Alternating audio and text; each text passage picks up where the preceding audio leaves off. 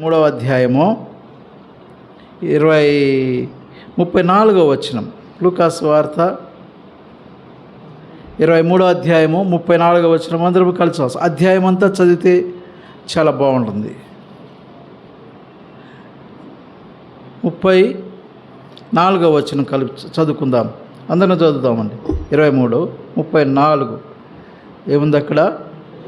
యేసు, తండ్రి, వీరేమి చేయుచున్నారో వీరెరుగురు గనుక వీరిని క్షమించమని చెప్పాను. అంతే చాలు. మరొకసారి అదే మాట చదువుకుందాం. తండ్రి, వీరేమి చేయుచున్నారో వీరెరుగురు గనుక వీరిని క్షమించమని చెప్పాను. ఎందుకు ఈ మాట తీసుకున్నాను నేనంటే, చాలా విషయాలు ఉన్నాయండి. ప్రస్తుత కాలంలో ప్రస్తుత కాలంలో జరుగుతున్నటువంటి పరిస్థితులను బట్టి నేను ఈ మాట తీసుకోవాల్సి వచ్చింది. ప్రభువారి యొక్క మనసు ఏంటి? ప్రభువారి యొక్క మనసు ఏంటంటే క్షమతో నిండినటువంటి మనసు ఆయనది. ఆయన ఎప్పుడు కూడా ఏంటంటే పగతి అంటే పొరపాటు చేసిన వారిని శిక్షించినటువంటి వాడు కాదు. అట్లా శిక్షించున్నట్లయితే నీవు నేను ఇక్కడ కూర్చుని ఉండేవారం కాదు. తప్పు చేసిన వారిని శిక్షించినటువంటి వాడు ఆయన. క్షమించుటకు సిద్ధమైనటువంటి మనసు కలిగినటువంటి వాడు. ఏమంటాం, వరల్డ్ వార్ 2 అంటాం. రెండవ ప్రపంచ యుద్ధంలో ఏం చేస్తూ వచ్చాయంటే, ఇంగ్లాండ్ నుంచి కొందరు జపాన్ పైకి యుద్ధం చేయడానికి వెళ్తున్నారు. సైనికులు వెళ్తుంటే ఒక తండ్రి తన కుమారుడు సైనికుడిగా ఉంటే జపాన్ పైకి యుద్ధానికి ఏం చేస్తాడంటే కుమారుడిని సన్నద్ధం చేసి ట్రైన్ ఎక్కిస్తున్నాడు. ఎక్కడికంటే ఆర్మీతో పాటు జపాన్ పైకి యుద్ధంకి వెళ్ళాలి, రెండవ ప్రపంచ యుద్ధంలో అంటూ ఆయన్ని పంపి సెండ్ ఆఫ్ ఇచ్చి వెనుదిరుగుతూ ఇట్లా అనుకుంటున్నాడు, ఒక్కవేళ నా కుమారుడు కనుక యుద్ధంలో చనిపోతే జపాన్లో ఒక్కడు కూడా మిగలడు అని. ఒకవేళ నా కుమారుడు యుద్ధంలో చనిపోతే, రెండవ ప్రపంచ యుద్ధంలో ఆ తండ్రి యొక్క ఒకవేళ నా కుమారుడు యుద్ధంలో చనిపోతే జపాన్లో ఒక్కడంటే ఒకడు మిగలని వెనుదిరిగి భావన, అంటే నా కుమారుడు యుద్ధంలో గెలిచి రావాలి అనేది. ఒకవేళ జపాన్ వాళ్ళ ఆర్మీ కనుక నా కుమారుని చంపేస్తే యుద్ధంలో జపాన్లో ఉన్న ఒక్కడు కూడా మిగలడు అనేది ఆయన క్రిస్టియన్. అతను ఇంగ్లాండ్ క్రైస్తవ దేశమే కదా అని వెనుదిరిగి వెళ్తూ ఉంటే ప్రభు మాట్లాడుతూ వచ్చాయంట. ఏం మాట్లాడుతూ వచ్చాయంటే ఈ మాట మాట్లాడుతూ వచ్చాడు. తండ్రి, వీరేమి చేయుచున్నారో వీరెరుగురు కనుక వీరిని క్షమించు. మనసు మార్చుకుంటూ వచ్చాడు. జపాన్ను చంపడం కాదు, జపాన్ను ప్రభు వైపు తిప్పాలి అని యుద్ధానికి వెళ్ళినటువంటి కుమారుడు తిరిగి వచ్చినప్పుడు తనకు నేర్పించాడు. యుద్ధాయుధములు ధరించి జపాన్ను జయించడం కాదు, ఏం చేస్తూ వచ్చాయంటే ఆత్మ సంబంధమైన యుద్ధోపకరణములు ధరించి ఏం చేస్తాడు, జపాన్ని ప్రభు వైపుకు త్రిప్పాలి, ప్రభు కొరకు జయించాలి అని చెప్తే ఏం చేశాడంటే, ఇప్పుడు ఒకప్పుడు జపాన్ అనే దేశమో, ఇప్పుడు ఏమైందంటే జపాన్ ఎంతో కొంత క్రైస్తవ్యం అక్కడ ఇది ఉంది. ఇట్లాగా మనము శత్రువుని జయించడానికి భౌతిక సంబంధమైనటువంటి యుద్ధోపకరణములను కాదు, కానీ శత్రువుని జయించడానికి ఆత్మ సంబంధమైన యుద్ధోపకరణములు. ఏంటివి ఆత్మ సంబంధమైన యుద్ధోపకరణములు అంటే, వారు భౌతికంగా గాయం చేసినప్పుడు, వారు భౌతికంగా మనల్ని ఇబ్బంది పెట్టినప్పుడు భౌతిక సంబంధమైన యుద్ధోపకరణములు కాదు, కానీ ఏంటి ఆ యుద్ధోపకరణం అంటే ప్రేమ. ఏంటి ఆ యుద్ధోపకరణం అంటే క్షమ. ఏంటి ఆ యుద్ధోపకరణములు అంటే వారి నిమిత్తమై, వారి క్షేమం నిమిత్తమై ప్రార్థించడం. ఇది క్రైస్తవంగా మనం కలిగి ఉండవలసినటువంటి విషయం. ప్రభువారు, నేను క్రీస్తును పోలి నడుచుకున్న ప్రకారము మీరును నన్ను పోలి నడుచుకోండి. కాబట్టి మనము యేసుక్రీస్తు ప్రభువారి యొక్క సంతానము అయినాం. యేసుక్రీస్తు ప్రభువారి యొక్క DNA మనలో ఉంది. కాబట్టి మీరు గ్రహించినా గ్రహించకపోయినా ఇక్కడ కూర్చున్న మనందరిలో యేసుక్రీస్తు ప్రభువారి యొక్క డిఎన్ఏ ఉంది. యేసుక్రీస్తు ప్రభువారు భౌతికంగా మనము ఎట్లా ఉన్నా కూడా మనందరిలో కూడా రక్షణ యేసుక్రీస్తు ప్రభువారి యొక్క రక్తంలో కడగబడిన మనందరిలో ఒకటే డిఎన్ఏ. యేసుక్రీస్తు ప్రభువారే, ఆయన డిఎన్ఏ ఉంది. ఇది మనం కానీ ఇది గ్రహిస్తే చాలా చాలా బాగుంటుంది. సంఘాల్లో సమస్యలు రావు, కొట్లాట్లు అసలే ఉండవు. కాబట్టి యేసుక్రీస్తు ప్రభువారి యొక్క సంతానం అయి ఉన్నాం మనం. కాబట్టి మనము ఆయన సంతానం అయితే ఏమై ఉండాలా? ఆయన యొక్క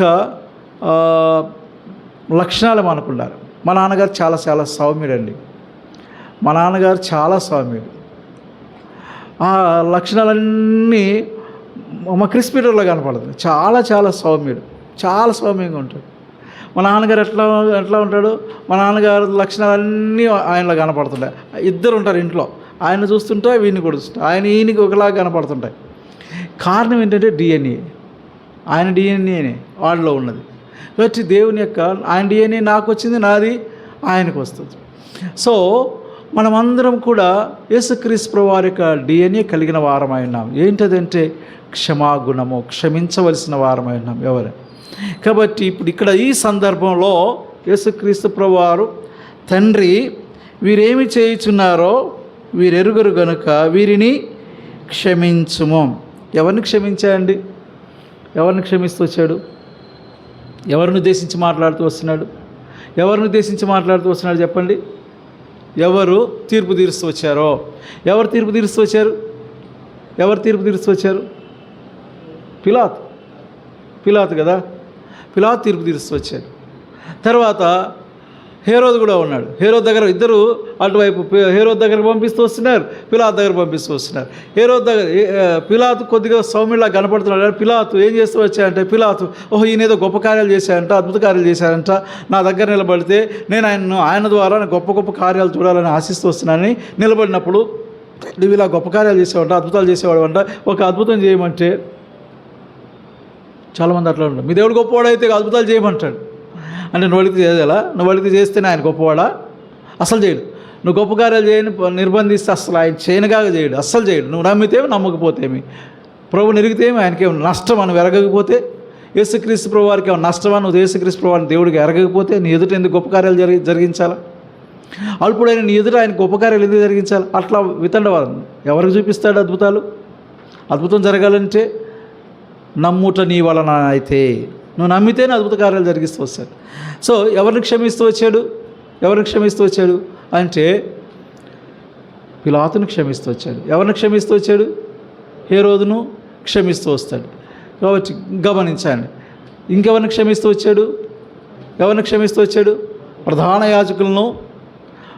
యాజకులను, మత పెద్దలను, యూదా మత పెద్దలను క్షమిస్తూ వచ్చాడు. ప్రధాన యాజకులను క్షమిస్తూ వచ్చాడు. ఇంకెవరిని క్షమిస్తూ వచ్చాడు? ఎవరిని క్షమిస్తూ వచ్చాడు? రోమా సైనికులను క్షమిస్తూ వచ్చాడు. ఒకటి నిన్న ఒక ఆయన వాకింగ్ గ్రౌండ్లో కూర్చొని చల్లగాలు మాట్లాడుకుంటూ వస్తే ఆయనే ప్రస్తావిస్తూ వచ్చాడు. ప్రస్తుత కాలం జరుగుతున్న పరిస్థితుల్లో ప్రస్తావిస్తూ వస్తే నేను ఒక ఆయన మాట చెప్తూ వచ్చాను. ఏం చెప్తూ వచ్చానంటే, మేము మతాలను మార్చగలిగే శక్తి ఉంటే ఎప్పుడో మార్చగలిగి ఉండేవాళ్ళం. మనుషుడిగా మేము ఎవరిని మార్చలేము. ఎవరు మారుస్తా అంటే భ్రమలో ఉన్నారు. క్రైస్తవులు మత మార్పిడి చేస్తున్నారని భ్రమలో ఉన్నారు ఇతర మతాల వారు. క్రైస్తవుడు ఒక పాస్టర్ కానీ, ఒక విశ్వాసి కానీ వాళ్ళ దృష్టిలో డివోటీ అంటారు. ఒక డివోటీ కానీ, ఒక పాస్టర్ కానీ ఒక్కరినంటే ఒక్కరిని కూడా మార్చలేరు. ఎవరు మార్చగలరు? దేవుని యొక్క పరిశుద్ధాత్మని యొక్క ఏర్పాటులో మారిన వ్యక్తి ఉంటే తప్ప అతను రక్షణ అనుభవంలోకి రా. ఆయన చిత్తం యొక్క కేంద్రంలో ఉన్నవాడే రక్షణ అనుభవానికి వస్తాడు.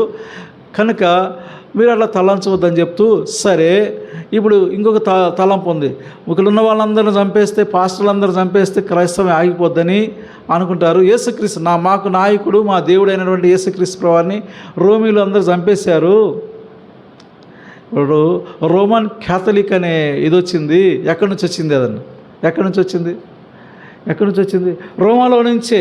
రోమాలో మొట్టమొదటి లెటర్ ఎవరికి రాశాడు? అపోస్తలుడైన పౌలు రోమిలకి రాస్తూ వచ్చాడు. అంటే రోమా సామ్రాజ్యం అంతా కూలిపోతుంది వచ్చింది. ఇప్పుడు రోమ్ అనేది క్రైస్తవ దేశం అయిపోయింది. ఏం చేశారు? యేసుక్రీస్తు వారిని చంపింది వారు కదా. రోమా ఏమైనా ఇంకా అన్య దేశంగా ఉందా? అది క్రైస్తవ దేశంగానే ఉంది. కాబట్టి దేవుని పరిశుద్ధాత్మను నన్ను ఆపడానికి ప్రయత్నం చేయవచ్చు, మనుషులను ఆపడానికి ప్రయత్నం చేయవచ్చునేమో, కానీ దేవుని పరిశుద్ధాత్మను ఆపగలిగిన వాడు ఎవడో? దేవుని పరిశుద్ధాత్మను ఆపగలిగిన వాడు వారితో పాటు ఇంకెవరిని క్షమించమంటున్నాడు? ఇంకెవరిని క్షమించమన్నాడు? మనమందరినీ క్షమించమని వారిని మాత్రమే కాదు, మనందరినీ క్షమించమని ప్రభువారు కోరుతూ వస్తున్నారు. తండ్రి, వీరేమి చేస్తున్నారో వీరెరుగరు, వీరిని క్షమించు అంటున్నాడు.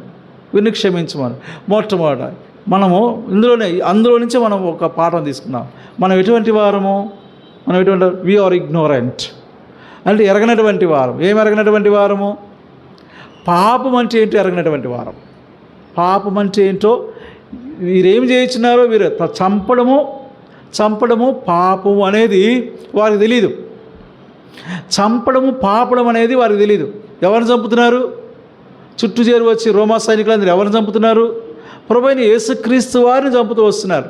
తలపైన ముండ్ల కిరీటం పెట్టారా, తర్వాత వీపు పైన ఒకటి తక్కువ 40 దెబ్బలు కొరడాలతో కొడుతూ వచ్చారా, కాళ్ళలో చేతులలో శీలలు నాటబడుతూ వచ్చినవా, ప్రక్కలో బల్లెపోటు, ఇవన్నీ కూడా మరణానికి హేతువే.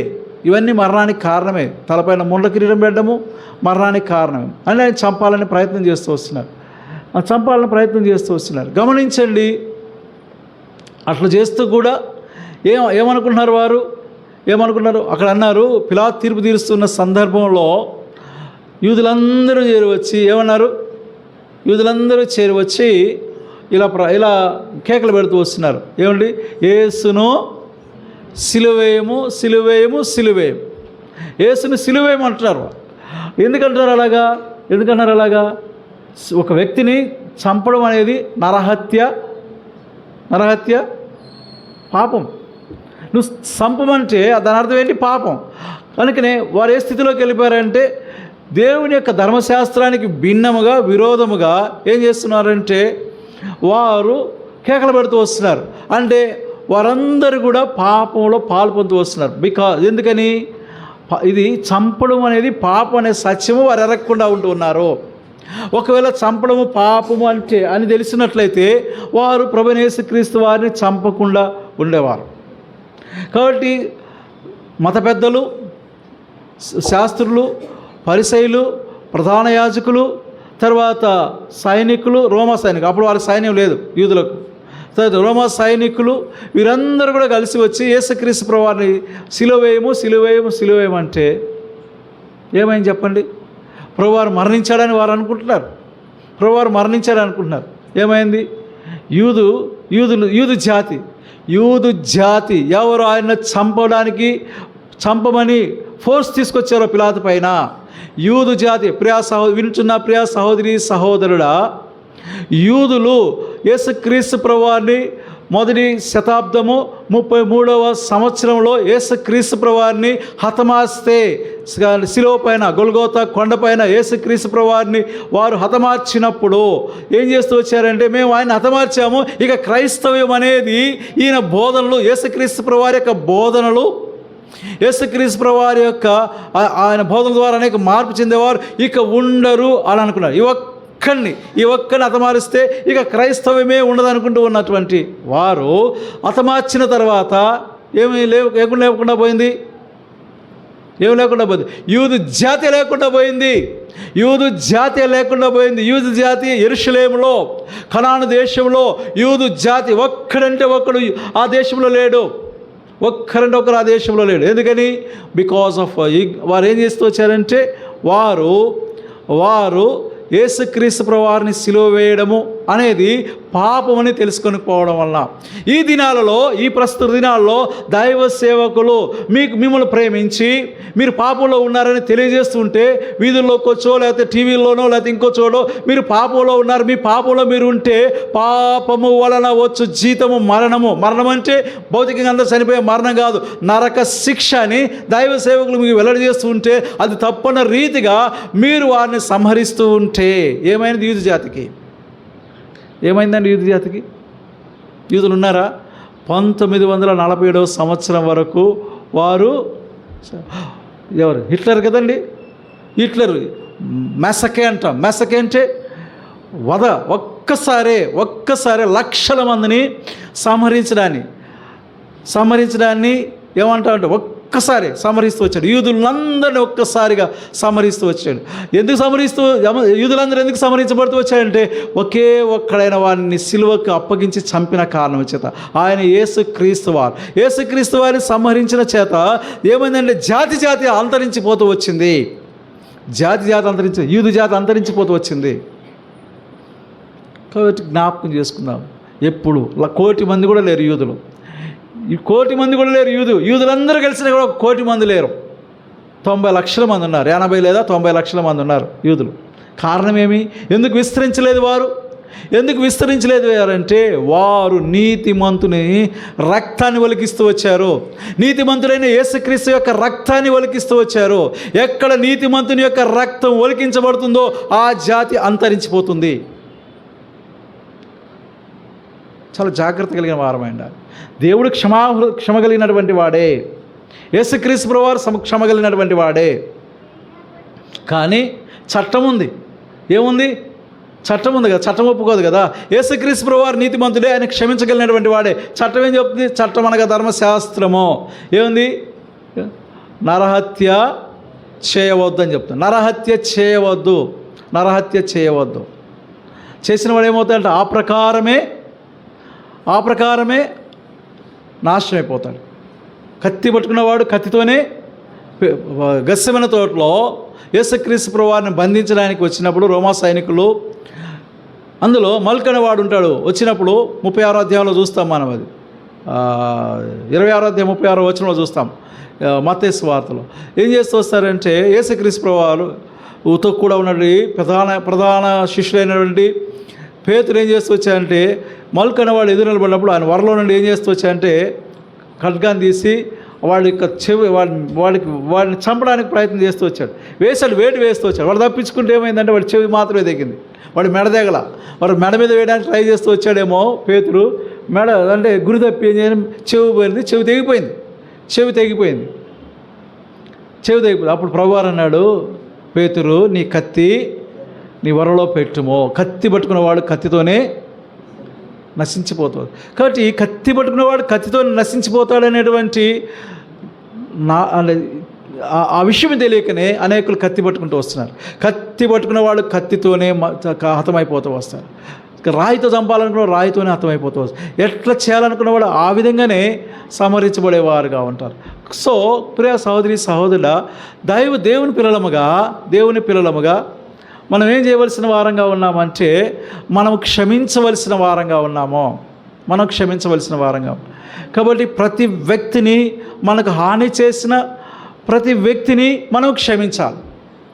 మనకు హాని చేసిన ప్రతి ఒక్కరిని మనం క్షమించవలసిన we are bound to forgive them. ఎంతటి హాని చేసినా కూడా మనం వారిని క్షమించవలసిన వారంగానే ఉన్నాము. పగ తీర్చుకోకూడదు.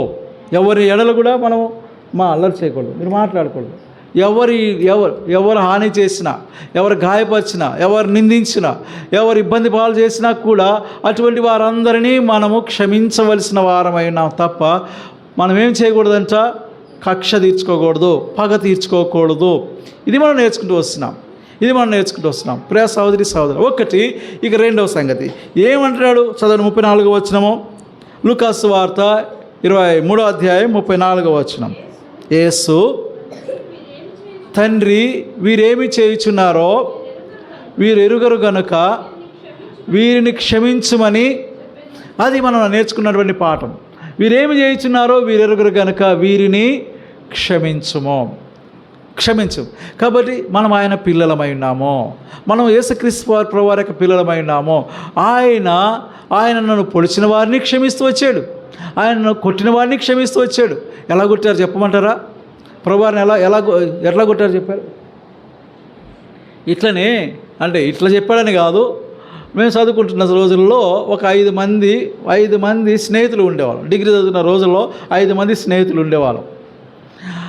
ఆ కాలేజీలో మాకు ఒక పేరు పెట్టారు, పాండవులని పేరు పెట్టారు. నేనేం పాండవుని కాదు. వాళ్ళ బిడ్డ రైతులు విడిపోయే వాళ్ళం కాదు, అస్సలు విడిపోయే వాళ్ళం కాదు. చాలా ఐక్యత కలిగిన డిగ్రీలో బ్రదర్. పీజీలోకి వచ్చినప్పుడు వెంకటేశ్వరరావు బ్రదర్ ఫ్రెండ్ అవుతూ వచ్చాడు, ఇంకో బ్రదర్ ఉన్నారు, ఇట్లా ఫ్రెండ్స్ అవుతారు. శ్రీధర్ అయినా ఆయన ముగ్గురు అయినాం అప్పుడు కదా, ముగ్గురు అయినా. కాలేజీలో 5 మంది ఉండేవాళ్ళు. అందులో సుధాకర్ అని ఒక బ్రదర్ ఉన్నాడు, ఆయన సేవ చేస్తున్నాడు. ఇప్పుడు ఆయన సేవ చేస్తుంటే ఇద్దరమేమో క్రైస్తవులుగా ఉన్నాము, ముగ్గురేమో హైందవులుగా ఉంటూ వచ్చారు. హైందవులుగా ఉంటే ఏం చేస్తా మేము ఒక 5 మందిలో ఒకతను వచ్చేసేమో తమిళనాడుకి సంబంధించిన వాడు. వాళ్ళ నాన్నగారికి ట్రాన్స్ఫర్ అయితే విజయవాడ వచ్చారన్నమాట. వాళ్ళ అమ్మ నాన్నకి తెలుగు రాదు, ఆయనకు మాత్రమే ఆ వచ్చిరాని తెలుగుతో మాట్లాడుతుంటాడు. ఏం చేస్తూ వచ్చాడంటే ఆయనకి అర్థం కాకపోతే మమ్మల్ని రండి చదువుకుందాం, మా ఇంట్లో చదువుకుందాము అని చెప్పేసి రాత్రి వేళ చదవడానికి వెళ్తే మేము చదివా పొరపాటును కూడా అందరూ ఉండగా నేను చదవను, 2 ముగ్గురితో ఉంటే చదవనగా చదవను. ఏం చదువుతున్నా పడుకొని నిద్రపోతా. మిగతా వాళ్ళు ఏమనుకుంటారు, ఎవరే వీడు చదవట్లేదు పడుకొని నిద్రపోతున్నాడని. వాళ్ళు కూడా ఏమనుకుంటారు పడుకొని నిద్రపోయేవాడు. నేనంతా మా ఇంట్లో చదువుకునేవాడిని. రిజల్ట్ వస్తేనేమో ఫస్ట్ క్లాస్ మార్క్స్ వచ్చాయి, వాళ్ళేమో థర్డ్ క్లాస్ మార్క్స్ వస్తాయి. ఇదేమి సంగతి అంటే, అరే నువ్వు కూడా పండుకున్నావు కదా మాతో పాటు, పడుకొని నిద్రపోయావు కదా, మరి నీకే ఫస్ట్ క్లాస్ మార్క్స్ వచ్చినాయి, మాకేం తాడని నువ్వు చదవలేదు, నేను చదువుకున్నాను. అదేంట్రా నువ్వు పడుకొని నిద్రపోయేవాడు కదా అంటే, నేను రాత్రి వేళ నిద్రపోవడానికి వచ్చాను మీతో పాటు, నేను చదవడానికి రాలేదు. నేను చదివేది పగలే చదువుతాను, రాత్రి నేను చదవను. చాలామంది నైట్ అవుట్ అంటారు. ఏమొస్తుంది రాత్రిలో చదివితే, పగలంతానేమో తిరిగేది ఫ్రెండ్స్తో తిరిగేది, రాత్రులు నైట్ అవుట్ అంట. రాత్రులు చదివే వాళ్ళకి నిద్ర వచ్చే సమయంలో చదువుతుంటే ఎందుకు ఎక్కుద్ది చెప్పండి? నిద్ర వచ్చే సమయంలో చదివితే ఎందుకు ఎక్కుద్ది? ఉదయకాలం 4 గంటలకు లేస్తే ఫ్రెష్గా ఉంటుంది, అప్పుడు వస్తుంది. కానీ 12 గంటల నుంచి చదివేది అంతా నిష్ప్రయోజనం చదవం. పడుకొని నిద్రపోయేవాడిని అంతే. అందుకనే నేను ఏం సుధాకర్ అనే అతను చాలా వాక్చాతుర్యం కలిగిన వాడు, సేవ చేస్తున్నాడు, మంచి వాక్యం చెప్తాడు. నేను చాలా తక్కువ చెప్తా వాక్యం, నాకు వాక్యం చెప్పడం సరిగ్గా రాదేమో ఆయనతో పోల్చుకుంటే. మంచిగా వాళ్ళ ఇంటి దగ్గర నుంచి ఇక్కడ కోడర్స్ ఉన్నాయి కదా, రైల్వే కోడర్స్ ఉన్నాయి అటువైపు, వించిపేట కోడర్స్ ఉన్నాయి. ఆ కోడర్స్లో అక్కడ నుంచి రైల్వే స్టేషన్ దగ్గర టీ స్టాల్ ఉండేది, నైట్ టైం టీ స్టాల్ ఉండేది. టీ తాగడం చదివి అలసిపోయి పాపం వీళ్ళు చదివి అలసిపోయి టీకి బయలుదేరారు. అదొక అర్ధగంట దండగా, చదివింది లేదు పెట్టింది లేదు, మళ్ళీ దండగా. వాడు తప్పాడు నిజం, వాస్తవానికి చెప్తున్నా, అందుకే వాడు తప్పాడు, పాస్ కాల. నడుచుకుంటూ వెళ్తుంటే సువార్త ప్రకటించాడండి. సువార్త ప్రకటిస్తూ ఏం చేస్తుంటే సువార్త చెప్తూ వస్తున్నాడు. చెప్తూ యేసుక్రీస్తు ప్రభువారి యొక్క శ్రమల గురించి చెప్తూ వస్తున్నాడు. యేసుక్రీస్తు ప్రభువారి శ్రమల గురించి చెప్తూ వస్తున్నప్పుడు ఏం చేస్తున్నాడు, చెప్తున్నా ఈయన వెంట కళ్ళ నీళ్ళు వస్తున్నాయి, వింటున్న ఇతనిలో కూడా కళ్ళ నీళ్ళు వస్తున్నాయి. ఇద్దరు కలిసి ఏడ్చేస్తున్నారు. నాకేం అర్థం కాల. అతను ఏడుస్తున్నాడు, ఇతను కూడా ఏడుస్తున్నాడు. ఇంటికి వచ్చి వాళ్ళు హైందవులు, ముగ్గురు హైందవులు అని చెప్పాను కదా. వేసి మరి మేము ఏం చేసేవాళ్ళం అంటే బైబిల్ పట్టుకొని, ఆ సుధాకర్ నేను బైబిల్ పట్టుకొని, ఇప్పుడు వాంబే కాలనీలో అదంతా ఉంది కదా, అప్పుడు అవి కాదు, ఇప్పుడు ఇవి ఉన్నాయి కదా, వాంబే కాలనీ ఉంది కదా, కాదు తుమ్మ చెట్లు ఉండేవి, అక్కడ ప్రార్థన చేసుకుందాం కదా అని చెప్పేసి ప్రార్థన చేసుకుని మాట్లాడుకుంటూ ఏం చేసి ప్రార్థన చేసుకుందామని చెప్పేసి ఎగ్జామ్స్ టైంలో తర్వాత ఉన్నప్పుడు, ఎగ్జామ్స్ అయిన తర్వాత ఫ్రీ అయిన టైంలో ప్రార్థన చేసుకుందాం, ఫ్రీగా ఉన్నాం కదని బైబిల్ పట్టుకొని నడుచుకుంటూనే అక్కడ దాకా నడుచుకుంటూ వెళ్తే ఈయన అన్నాడు, నేను వస్తాను మీతో పాటు అన్నాడు. వస్తా అంటే రమ్మంటే తీసుకెళ్తే నేనేం సువార్త చెప్పను, నాకు సువార్త చెప్పడం కూడా పెద్ద తెలియదు, రాదు కూడా. సువార్త చెప్తా ఉన్నాడు సుధాకర్. సువార్త చెప్పేసి మోకాళ్ళకి వేసి సువార్త చెప్పేసి మోకాలు వేసి రక్షణ తీర్మానం చేసుకున్నాడు. రక్షింపబడుతూ వచ్చాడు. ఏం చెప్పాడో తెలియదు కానీ ప్రభువారు మానవాళి నిమిత్తమై ఏం చేస్తూ వచ్చాడు, ఎవరిని క్షమిస్తూ వచ్చాడని దాని గురించి చెప్తున్నాను. రోమా సైనికులు చాలా కర్కోటకులు. వారి చేతిలో 2 ఉన్నారు. వారి చేతిలో కొరడా ఉంది. ఇక్కడే సినిమాలు చూసేవాడినండి నేను. ఇంటర్మీడియట్ డిగ్రీలోనే మాత్రమే సినిమాలు చూసాను. 10th క్లాస్లో మా అమ్మ నాయన ఒప్పుకునే వాళ్ళు కాదు. ఆ తర్వాత జనవరి 15వ తేదీ రక్షణ పొందాను కాబట్టి ఆ 5 ఇయర్స్లోనే తరచు మరీ ఎక్కువ కాదు, అప్పుడప్పుడు సినిమా కొరకనే నడుచుకుంటూ అంటే క్రాస్గా రావాలి. ఎక్కడ యార్డ్ ఉంది, రైల్వే యార్డ్ ఉంది. మేము ఉండేది 1 టౌన్ నుంచి. అప్పుడు ఇంటర్మీడియట్ సంగతి చెప్తున్నాను అండి. అప్పుడు ఎర్రకట్ట లేదు. ఆ తర్వాత వచ్చింది ఎర్రకట్ట లేదు. ఎవరైనా రావాలంటే లో బ్రిడ్జ్లోంచి రావాలి 2 టౌన్కి, ఇటు నుంచి వచ్చేదానికి లేదు. క్రాస్గా వచ్చేవాడిని ఏం చేసేవారంటే ఇక్కడ చేపలు పడుతుండేవారు. లాకులు ఉన్నాయి కదా, ఏలూరు లాకుల దగ్గర చేపలు పడుతుండేవారు. గాలాలు వేసి పెడుతుంటే వాళ్ళు తీసిన తర్వాత చేపల నుంచి ముళ్ళు తీసేవారు. చేప అంటే ఈ గాలానికి ముళ్ళు ఉండేది. వీరి కొరడా చివర, రోమా సైనికుడు కొరడా చివర గాలపు ముళ్ళు ఉంది. ప్రభువైన యేసుక్రీస్తు వారిని కొరడా పట్టుకొని శిక్ష ఎవరు అనుభవించాలా? సబ్స్టిట్యూషన్ అంటాం, ప్రొపిషియేషన్ అంటాం. యేసుక్రీస్తు ప్రభువారు ఆయనను కొడుతున్న సందర్భంలో ఆయన నిమిత్తమై శ్రమ అనుభవించలేదు. ప్రియ సహోదరి సహోదరులకు జ్ఞాపకం చేసుకోవాలి, ఆయన నిమిత్తము శ్రమ అనుభవించలేదు. మరి ఎవరి నిమిత్తం శ్రమ అనుభవిస్తూ వచ్చాడు? నీ నిమిత్తము నా నిమిత్తమే. అది విషయం జ్ఞాపకం చేసుకోవాలా. నీవు నేను పాపములు ఎలాగా? రోమిలకు రాసిన పత్రిక 3వ అధ్యాయం 23 ప్రకారము ఏ భేదమును లేదు, అందరూ పాపము చేసి దేవుడు అనుగ్రహించు మహిమను మనమందరం మరి ఏ మతస్థులైనా కూడా మనమందరం పాపులమే. మనమందరము పాపులమే. ఎలా పాపులమో దాన్ని చెప్తాను. అయితే మన నిమిత్తము, మనం ఎలా పాపలో చెప్పేదానికి ముందు ఆయన నిమిత్తం కాదు. ఎందుకని? 2వ పత్రికలో కొరింథీయులకు రాస్తూ 2వ పత్రిక 5వ అధ్యాయం 21వ వచనంలో ఒక మాట లేదు. ఏమన్నా చదవండి. Second letter to Corinthians 5:21. త్వరగా. ఎందుకనగా మనము ఆయన యందు దేవుని నీతి ఎగునట్లు పాపమెరుగని ఎవరు పాపమెరుగరు? యేసుక్రీస్తు ప్రభువారు పాపమెరుగని ఆయనను మన కోసం పాపముగా చేసెను. కాబట్టి పాపమెరుగడు ఆయన. ఏమన్నాడు? సవాల్ చేస్తూ వచ్చాడు. 8వ అధ్యాయం 43వ వచనం, నాలో పాపమున్నదని మీరు ఎవరు స్థాపించగలరు అన్నాడు. కాబట్టి ఆయన చుట్టూ పాపం వెతకాలి, పాపం పట్టుకోవాలా, శిక్ష వేయాలా, మరణ శిక్ష వేయాలని చేస్తున్నారు. అటువంటి వారికి సవాల్ విసిరాడు. నాలో పాపం ఉన్నదని మీరెవరు స్థాపించగలరని. ఏ సందర్భంలో అంటే ఒక పాపాత్మురాలు, వ్యభిచారంలో పట్టబడినటువంటి ఒక స్త్రీ, వ్యభిచారంలో పట్టబడితే ఒక స్త్రీ కనుక, యూదు జాతిలో ఒక స్త్రీ వ్యభిచారం అనే పాపం చేస్తే ఆ స్త్రీని వెలుపలకు తీసుకొచ్చి సమాజమంతా చూస్తూ ఉంటుండగా రాళ్లతో కొట్టి చంపాలి. ఎందుకు అలా చేయాలంటే మరొక స్త్రీ ఇటువంటి వ్యభిచారం అనే పాపము చేయకుండా ఉండేదాని నిమిత్తమై ఆ స్త్రీని రాళ్లతో కొట్టి చంపాలి. ప్రభువారి దగ్గర తీసుకొచ్చారు ఈ శాస్త్రులు పరిసయ్యులు తీసుకొచ్చారు. వచ్చి ఏమన్నారంటే, ఇదిగో ఈ స్త్రీ వ్యభిచారం అనే పాపంలో పట్టబడినది. కాబట్టి మోషే ధర్మశాస్త్రం ఏం చెప్తుందంటే రాళ్లతో కొట్టి చంపాలని చెప్తా ఉంది. నీవైతే ఏం చెప్తావు అన్నాడు. యేసుక్రీస్తు ప్రభువారు శోధిస్తూ వస్తున్నారు ఆయన. నువ్వైతే ఏం చెప్తావు? ఆయన ఏమంటాడు? ఆయన అసలు ఎందుకు వచ్చాడు లోకంలోనికి? ఎందుకు వచ్చాడు? 19:10 ప్రకారము, లూకా సువార్త 19 ప్రకారం, నశించిన దానిని వెదకి రక్షించుటకు మనుష్య కుమారుడు ఈ లోకంలోనికి వచ్చెను. మనుష్య కుమారుడు నశించిపోతున్న ప్రజలను వెదకి రక్షించడానికి వచ్చాడు. ఆయన మరి ఏం చేశారు? పాపులందరూ సంహరించడానికి రాలా. ఆయన నేను పాపులను పిలవచ్చి తినే కానీ అన్నాడు. నేను పాపులను పిలవచ్చాడు. ప్రయాసపడి భారం మోసుకుంటున్న సమస్తమైన వారలారా నా యొద్దకు రండి. కాబట్టి ఎవరిని పిలుస్తూ వస్తున్నాడు అంటే పాపులను పిలుస్తూ వస్తున్నాడు. ఎందుకు పిలుస్తున్నాడు పాపులను ఎందుకు పిలుస్తూ? పరిశుద్ధులుగా చేసేదాని కొరకాయ. వ్యభిచారులను పిలుస్తున్నాడు, దొంగలను పిలుస్తూ వస్తున్నాడు, త్రాగుబోతులను పిలుస్తూ వస్తున్నాడు, తిరుగుబోతులను పిలుస్తూ వస్తున్నాడు, అన్యాస్తులను పిలుస్తూ వస్తున్నాడు.